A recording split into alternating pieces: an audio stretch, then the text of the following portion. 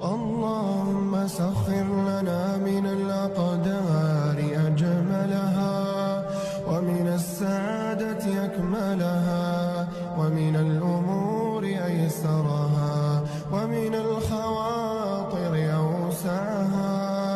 يا رب أعطنا النفس الراضية، وصدورا من الهموم خالية، وقلوبا